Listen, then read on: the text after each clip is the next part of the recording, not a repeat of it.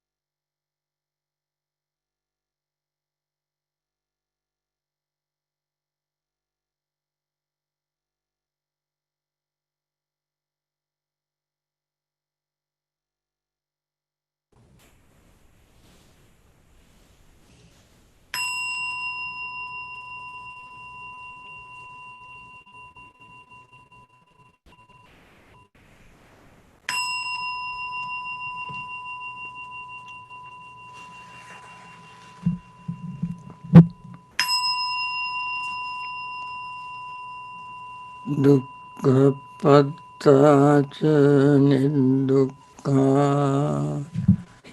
bhayapatta nibhaya sokapatta nisoka hontu sabbe pipanino. May the suffering be free from suffering. May the fear-struck be free from fear. May the grieving be free from grief. So too may all beings be. With this metta background, let us try to focus our mind on the talk on Mahasatipatthana Sutta. Today I like to talk on the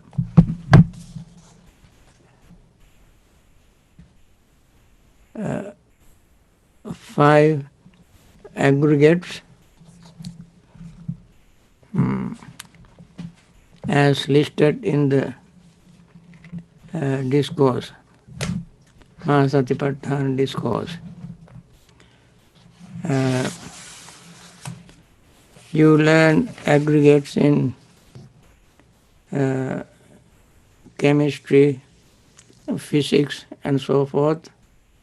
Aggregates means a collection of many, many things. So the five aggregates are not an exception. They also are collection of various things. Form is collection of elements, earth, water, air, fire elements. The feeling is a collection of various type of feelings, pleasant, unpleasant, neutral, with greed, hatred and delusion.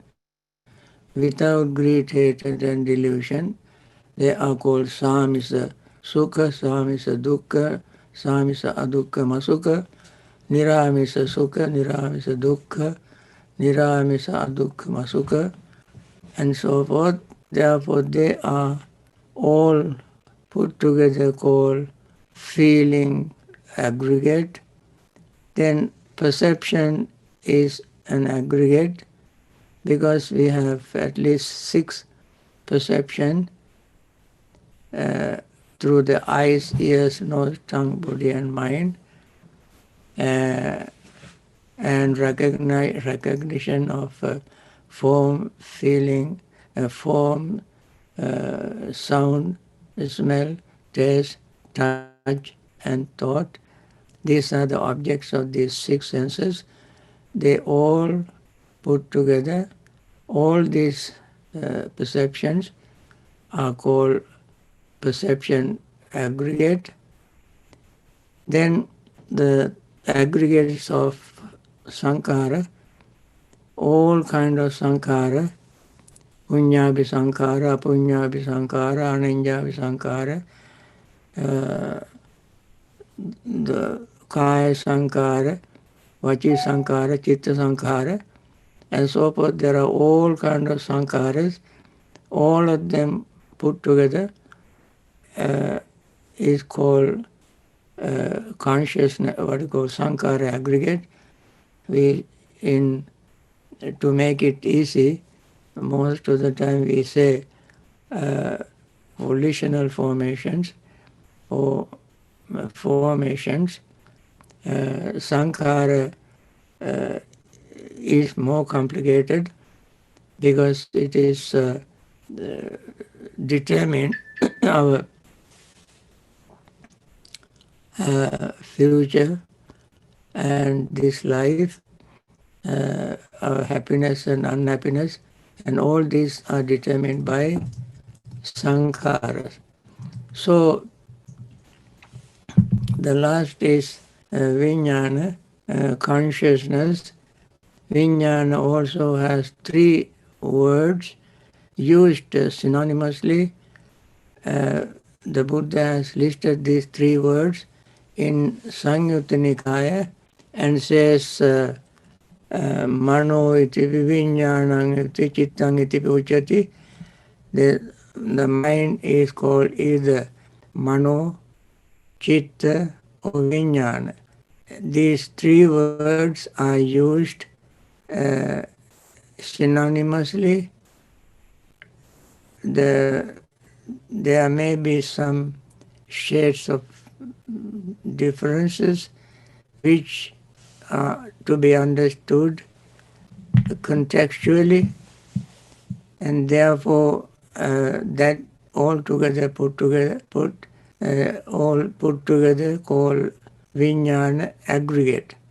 Now, five aggregates therefore are the collection of various parts. Five aggregates also called sometimes five aggregates of clinging or subject to clinging, or just five aggregates. Five aggregates of clinging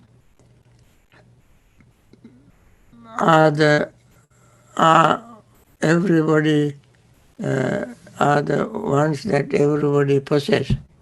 Everybody has five aggregates of clinging. But those who have attained enlightenment, they have only five aggregates. The difference between Arahant or Buddha, Pacceka Buddha's five aggregates and the five aggregates of clinging or five aggregates subject to clinging is they don't cling to the aggregates, and therefore they are called five aggregates. Ordinary people who have not attained the state of enlightenment cling to their aggregates. Therefore, those aggregates are called Pancha Upadana Khanda, aggregate five aggregates subject to clinging. So, I wanted to make this distinction before I start explaining how we use the five aggregates for meditation. Here, the Pali word in the discourse is called khanda. It doesn't distinguish between aggregates of clinging and aggregates. It simply says khanda, five aggregates. Doesn't say particularly aggregates of clinging. But since we practice this as unenlightened persons, as their preliminary practice to attain the state of enlightenment, liberation from suffering, we have to assume the word khanda or aggregate is used here to mean the five aggregates of clinging. So, how can we use this as subject, as meditation? Buddha says, again, bhikkhu, a bhikkhu dwells contemplating phenomena in terms of the five aggregates subject to clinging. And how does a bhikkhu dwell contemplating phenomena in terms of the five aggregates subject to clinging? The Buddha said, first he said that the meditator uses aggregates as mind objects.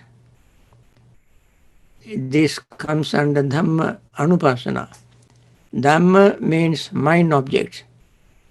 As we learn in this particular section, Dhamma Anupasana, means reflecting or practicing, contemplating the mind on the mind object. Now, in the mind object, these 5 aggregates are used. Body, normally people think body is not a mind object because body is such a bulky thing. So we can touch it, we can carry here and there, we feed and so forth, so many things we do to this body. And yet it is a mind object according to this teaching. How can that be a mind object? Friends, when we know the body, even if we close our eyes and even if we don't touch, we still have the image of the body in our mind. Mind objects are when the senses have sensory objects, all these objects end up as mind objects. For instance, the object we have seen, billions of objects we have seen in our life, are registered in our mind as mind object.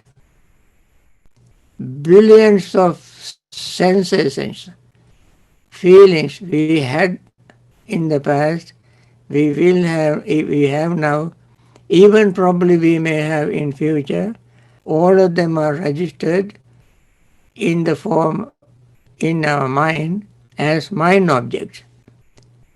Sound waves all registered in the mind as mind objects. We have seen, we have heard words, songs, talks, pleasant, unpleasant talks, and so forth and so on. Many, many billions of things we have heard and hearing now, they all end up as mind objects. That is why even though the sound is not in us all the time, we can recall the song, the music, and the pitch, high, low, and so forth. All the various sound waves of various different ways are registered in our mind as mind objects. Then smell, taste, touch, and thought, all of them are registered in our mind as mind objects. Therefore, they all visual, tangible, or gustatory, olfactory, all these objects are registered in the mind as mind objects. Therefore, the body is 5 aggregates also are registered in the mind as mind objects. Keeping that in mind, let us continue the description. Then the Buddha said here, a bhikkhu understands such is material form, such is origin of, such its origin, such its passing away. 3 stages. Such is material form, such its arising, such is it's passing away. It doesn't make too many, it doesn't make that much clear, not very clear in our mind. When we say such is material form, we understand material form are the body of that form made up of 4 elements. That much we know. Then such is the origin of material form. What is the origin of material form? Answer to this question, we have to keep this in mind when we meditate. Answer to this question we find in dependent origination and Sammaditi Sutta and so forth.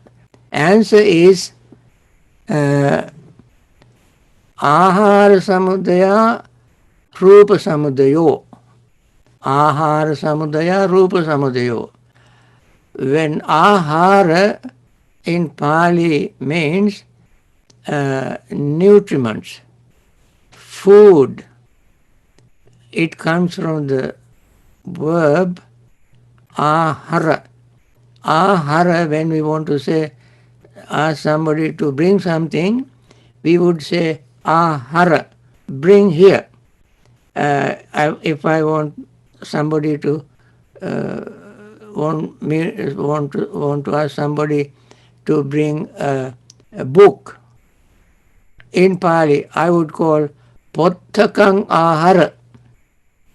If I want to ask the person to bring a pen, I would say lekaning ahara, and so forth. Ahara means bring. So the body, in order to survive the body, to arise the body, something must bring into the body. In that sense, the word ahara is used. Ahara is the verb, ahara is the noun. Now,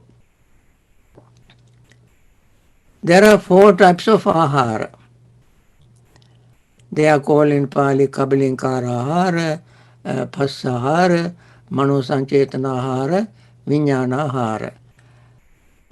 Kabalinkara ahara, I use the Pali word for people. Some people are familiar with Pali, and some people, if they like to memorize these Pali words in order to build up their Pali vocabulary, I use the word Pali words.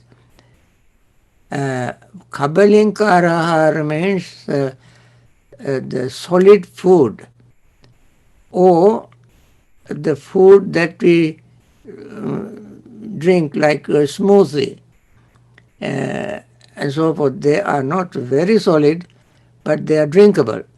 Anyway, that which is considered to be consumed through the mouth, that is called kabalinkara. That can be solid or liquid. Kabalinkara ahara. Kabalinkara ahara brings into the body in order to build up our cells, our billions and somebody said 50 trillions of cells die and take rebirth all the time. And when they starve without oxygen or food, the cells die. So in order to keep them alive, we have to bring food into the body. Therefore, ahara samudaya, rupa samudaya. When food arises, the body arises. When food arises, form arises. That means when we consume food, our cells will revive or relive, survive. That is how the body survives. Through that food. The second kind of food is called pasahara, contact. Contact food, or food of contact. That means our eyes, ears, nose, tongue, body and mind needs to contact, the respective contact. The physical contact is extremely important for growing babies. We heard that if you leave a baby without touching by parents or somebody, the baby will die. That touch immediately brings mental transformation. The baby's cells begin to grow very quickly because the baby feels secure that there is somebody around to touch. So even it is that important. Touch is that important. And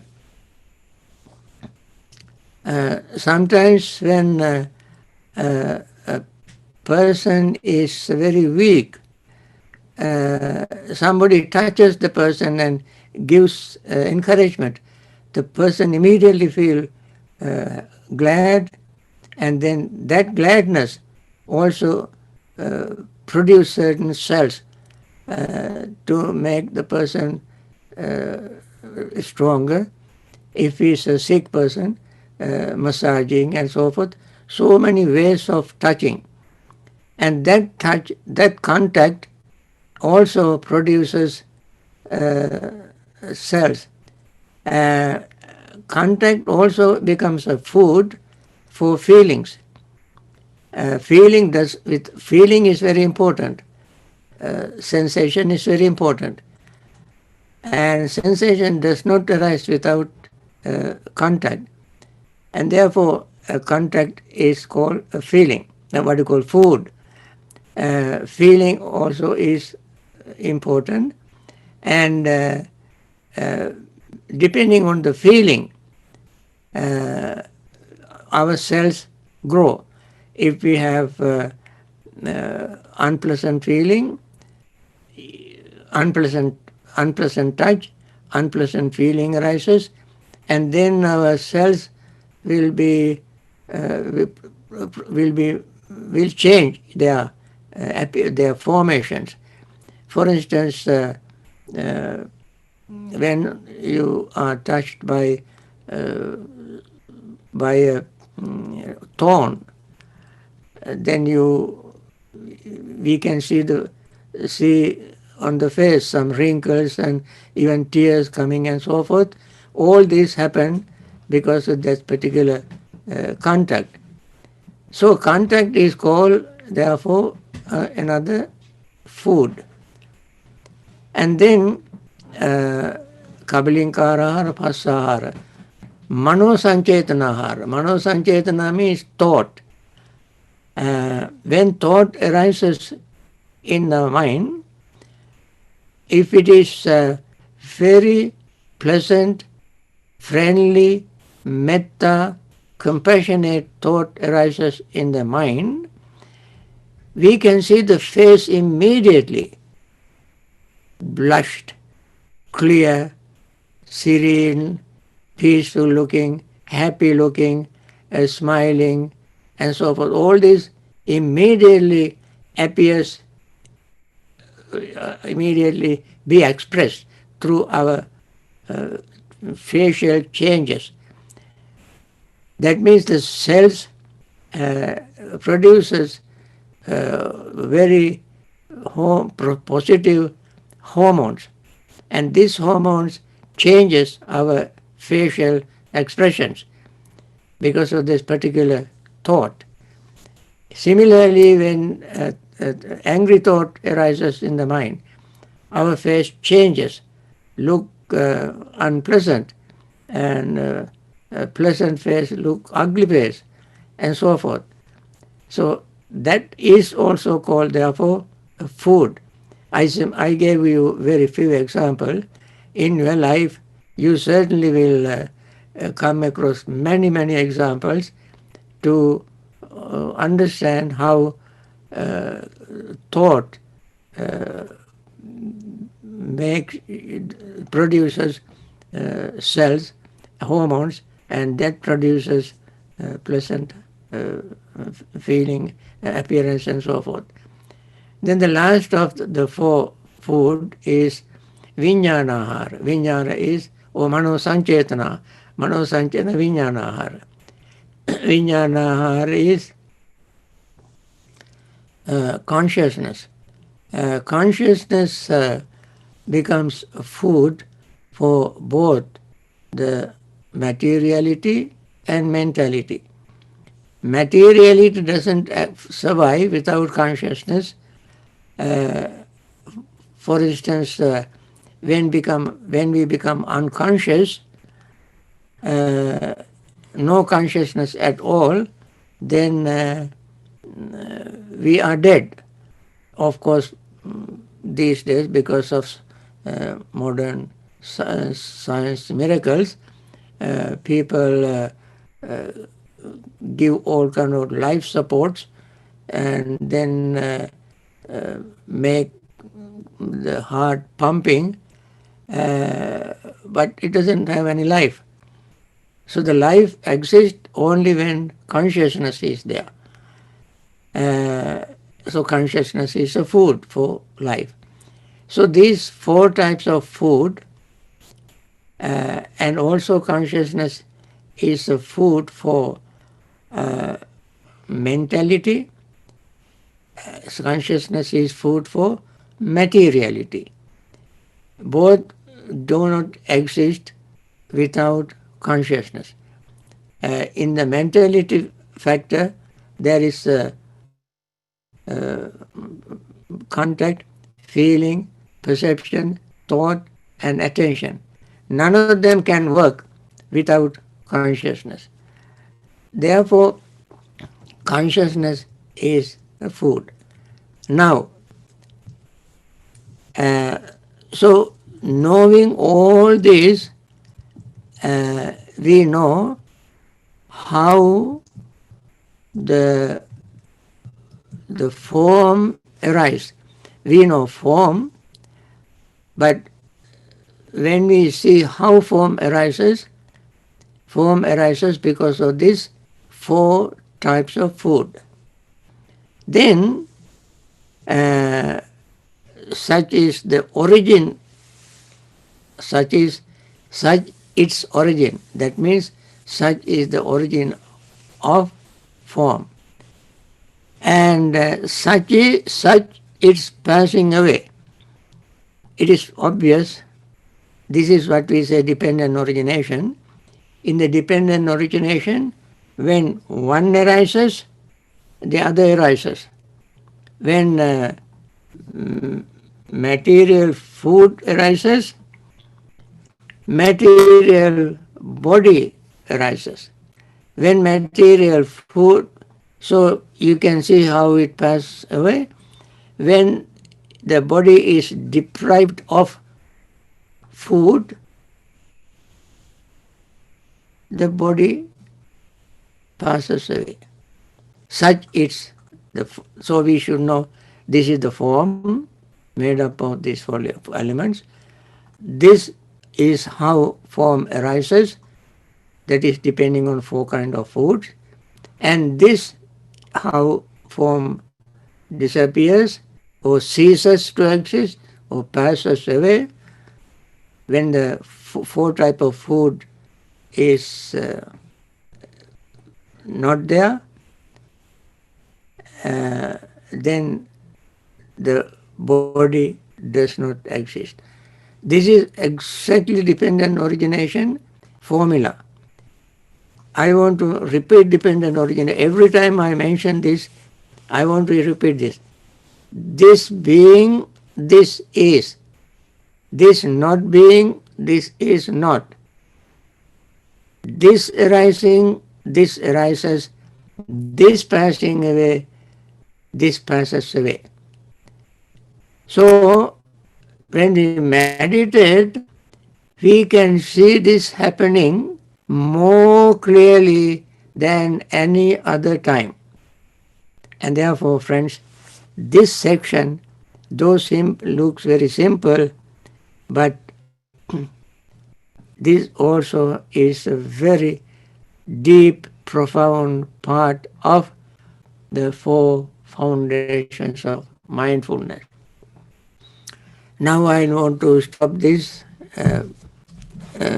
little talk, and I want to continue our metta wish. We started a practice this morning with metta, and those who are in hospitals suffering from COVID-19, may they recover very quickly and return to regular life. I heard that second waves of the COVID-19 already started along with the flu season, and now it is spreading very fast, very rapidly all over the world again. This time it is stronger than even previous time, and therefore we want to make our metta wish stronger than even before, and we want to wish friends as meditators, that's all we can do. We want to wish, may all those who are susceptible to this virus may not be affected by this. Even if they have affected by this, may they recover very soon. And also we want to wish them that they must take care of themselves very mindfully, with compassion for themselves as well as compassion for others.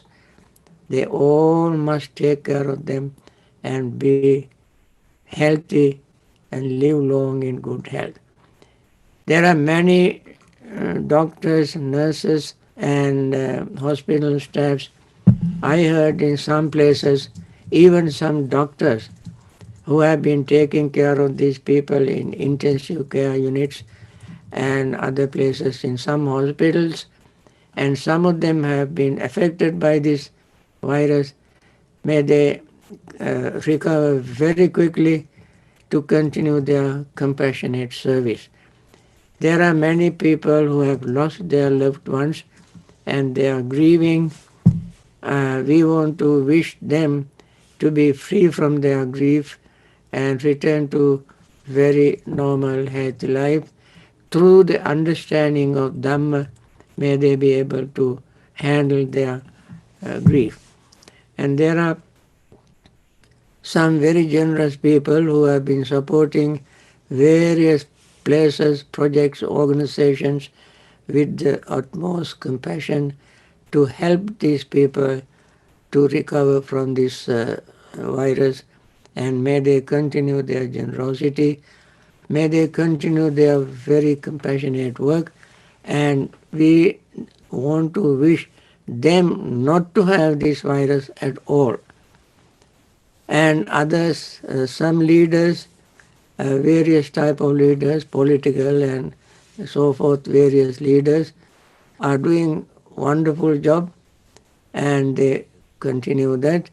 And other leaders who are not who have not done very much so far, although they may have a good intention, may they have courage, understanding and determination, patience and wisdom to make right decision for the benefit of all. With this very earnest wish, I want to end this morning session. Thank you for participation. Okay.